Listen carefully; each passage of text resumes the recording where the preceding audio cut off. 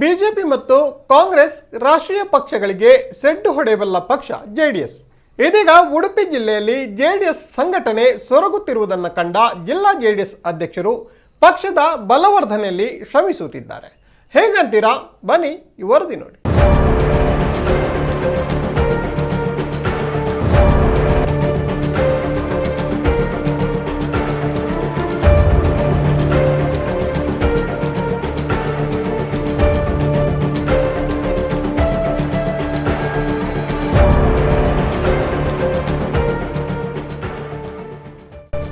ಭಾರತೀಯ ಜನತಾ ಪಕ್ಷ ಮತ್ತು ಕಾಂಗ್ರೆಸ್ ಪಕ್ಷ ಇವೆರಡು ರಾಷ್ಟ್ರೀಯ ಪಕ್ಷಗಳು.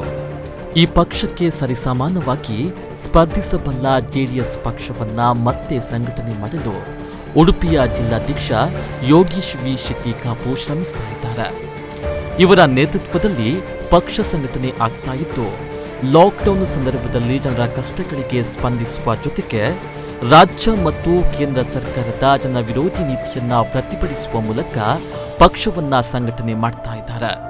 ಕರಾವಳಿಯ ಕುಮಾರಸ್ವಾಮಿ ಎಂದೇ ಕರೆಯಲ್ಪಡುವ ಕಾಪು ಯೋಗೀಶ್ ಶೆಟ್ಟಿ ಬಾಲಾಜಿ ಉಡುಪಿ ಜಿಲ್ಲೆಯಲ್ಲಿ ಮುಂದಿನ ಚುನಾವಣೆಯಲ್ಲಿ ಪಕ್ಷದ ಅಭ್ಯರ್ಥಿಗಳನ್ನ ಕಣಕ್ಕೆ ಇಳಿಸಿ ಪ್ರಾದೇಶಿಕ ಪಕ್ಷಗಳಿಗೆ ಸೆಡ್ಡು ಹೊಡೆಯಲು ತಯಾರಾಗ್ತಾ ಇದ್ದಾರೆ.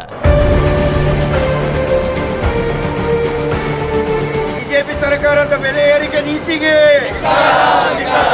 ಬಿಜೆಪಿ ಸರ್ಕಾರದ ಬೆಲೆ ನೀತಿಗೆ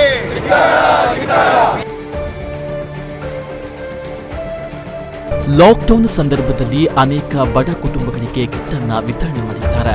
ಕೊರೋನಾ ಪೀಡಿತರನ್ನ ಆಸ್ಪತ್ರೆಗೆ ತಲುಪಿಸುವ ಅವರಿಗೆ ಖುದ್ದಾಗಿ ಔಷಧಿ ನೀಡುವ ಕೆಲಸವನ್ನ ತಮ್ಮ ಕಾರ್ಯಕರ್ತರೊಂದಿಗೆ ಸೇರಿ ಮಾಡಿದ್ದಾರೆ. ಲಸಿಕೆಯನ್ನು ಕೊಟ್ಟಿದ್ದಾರೆ. ಕುಮಾರಸ್ವಾಮಿ ನೇತೃತ್ವದ ಸರ್ಕಾರ ಅಧಿಕಾರಕ್ಕೆ ಬಂದಲ್ಲಿ ಸಮಸ್ಯೆಗಳಿಗೆ ತಾತ್ವಿಕ ಅಂತ್ಯವನ್ನ ಕಾಣುವ ಮತ್ತು ಬಗೆಹರಿಸುವ ಪ್ರಯತ್ನ ಪಕ್ಷ ಮಾಡಲಿದೆ. ಈಗಾಗಲೇ ಪೆಟ್ರೋಲ್ ಬೆಲೆ ಗಗನಕ್ಕೆ ಏರಿದ್ದು, ಇಂತಹ ಸಂದಿಗ್ಧ ಪರಿಸ್ಥಿತಿಯಲ್ಲಿ ರಾಜ್ಯ ಸರ್ಕಾರ ಜನರ ಜೀವನದ ಜೊತೆ ಚೆಲ್ಲಾಟ ಆಡ್ತಾ ಇದೆ ಅಂತ ಹೇಳ್ತಾರೆ. ಕಳೆದ 1.5 ವರ್ಷದಿಂದ ಕೊರೋನಾ ಮೊದಲ ಅಲೆಯಲ್ಲೂ ಕೂಡ ನನ್ನಿಂದಾದ ಏನು ಅಗತ್ಯ ದಿನಸಿ ಸಾಮಗ್ರಿಗಳನ್ನು ಮನೆ ಮನೆಗೆ ತಲುಪಿಸುವ ಮುಖಾಂತರ ಹಾಗೂ ವಿಟಮಿನ್ ಸಿ ಟ್ಯಾಬ್ಲೆಟ್ಗಳನ್ನು ಕೂಡ ಮನೆ ಮನೆಗೆ ತಲುಪಿಸುವ ಮುಖಾಂತರ ಹಾಗೂ ನಮ್ಮೆಲ್ಲ ಕಾರ್ಯಕರ್ತರು ನಾಯಕರುಗಳು ಕೊರೋನಾ ವಾರಿಯರ್ಸ್ಗಳಾಗಿ ಕೆಲಸ ಮಾಡುವ ಮುಖಾಂತರ ಸೇವೆಯನ್ನು ನಾವೆಲ್ಲರೂ ಮಾಡಿದ್ದೇವೆ. ಈ ಬಾರಿ ಕೂಡ ಸುಮಾರು 500 ಮನೆಗಳಿಗಾಗುವಷ್ಟು ಆಹಾರ ದಿನಸಿ ಸಾಮಗ್ರಿಗಳ ಕಿಟ್ಗಳನ್ನು ಮನೆ ಮನೆಗೆ ಅಗತ್ಯವುಳ್ಳವರಿಗೆ ತಲುಪಿಸಬೇಕು ಎಂಬ ನಿಟ್ಟಿನಲ್ಲಿ ನಾನು ನನ್ನ ಜಿಲ್ಲಾಧ್ಯಕ್ಷರ ನೆಲೆಯಲ್ಲಿ ಈ ಸಹಾಯವನ್ನು ನಮ್ಮ ಊರಿನ ಜನತೆಗೆ ಮಾಡಬೇಕು ಎಂಬ ಒಂದು ಮಹತ್ವಾಕಾಂಕ್ಷೆಯನ್ನು ಇಟ್ಕೊಂಡು ಇವತ್ತು ಆ ಕೆಲಸಕ್ಕೆ ಚಾಲನೆಯನ್ನು ಕೊಡ್ತಾ ಇದ್ದೇನೆ. ಕೊರೋನಾ 2ನೇ ಅಲೆಯನ್ನ ನಿಯಂತ್ರಿಸುವಲ್ಲಿ ಕೇಂದ್ರ ಮತ್ತು ರಾಜ್ಯ ಸರ್ಕಾರಗಳು ಸಂಪೂರ್ಣ ವಿಫಲವಾಗಿದ್ದು, ಇದರ ನಡುವೆಯೂ ತೈಲ ಉತ್ಪನ್ನಗಳ ಸಹಿತವಾಗಿ ಅಗತ್ಯ ವಸ್ತುಗಳ ಬೆಲೆಯನ್ನ ಏರಿಕೆ ಮಾಡುವುದರ ಮೂಲಕ ಜನಸಾಮಾನ್ಯರ ಬದುಕಿಗೆ ತೊಂದರೆಯಾಗುವಂತೆ ಮಾಡಿದೆ. ಅದರೊಂದಿಗೆ ವಿದ್ಯುತ್ ಬೆಲೆ ಏರಿಕೆ, ರಸಗೊಬ್ಬರಗಳ ಬೆಲೆ ಏರಿಕೆಯನ್ನ ಮಾಡಿರುವುದು ಗಾಯದ ಮೇಲೆ ಬರೆಯನ್ನ ಎಳೆದಂತಾಗಿದೆ. ಕೊರೋನಾ ಸಂದಿಗ್ಧ ಪರಿಸ್ಥಿತಿಯಲ್ಲಿ ಪೆಟ್ರೋಲ್, ಡೀಸೆಲ್ ಬೆಲೆ ಇಳಿಕೆ ಮಾಡಬೇಕೆನ್ನುವ ಒತ್ತಾಯ ಹೊರತು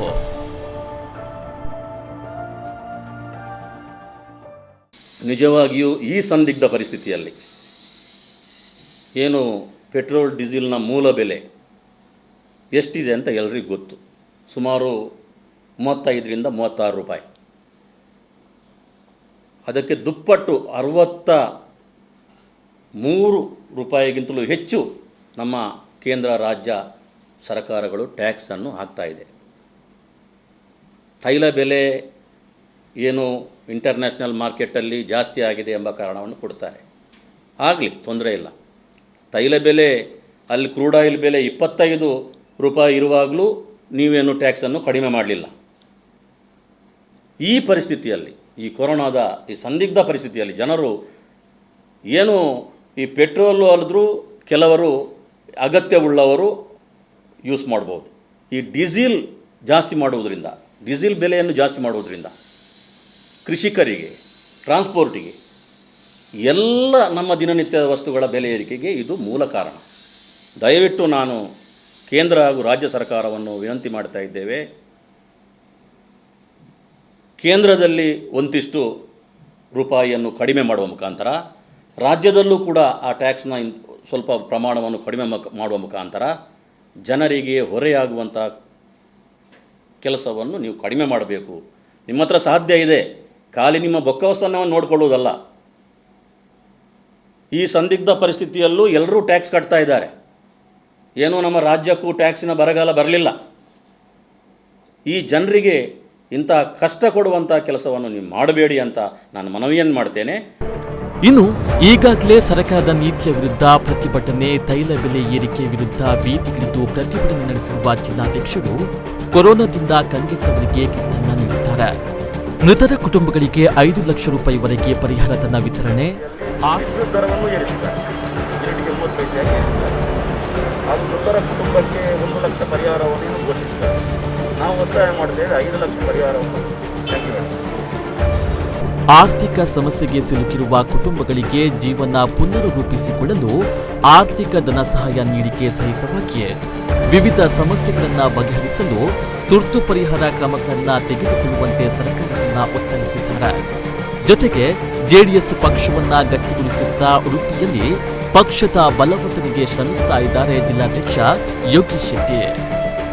ಪ್ರಮೋದ್ ಸುವರ್ಣ ಕಟ್ಪಾಡಿ, ನಮ್ಮ ಕುಡ್ಲ ನ್ಯೂಸ್ 24/7 ಉಡುಪಿ.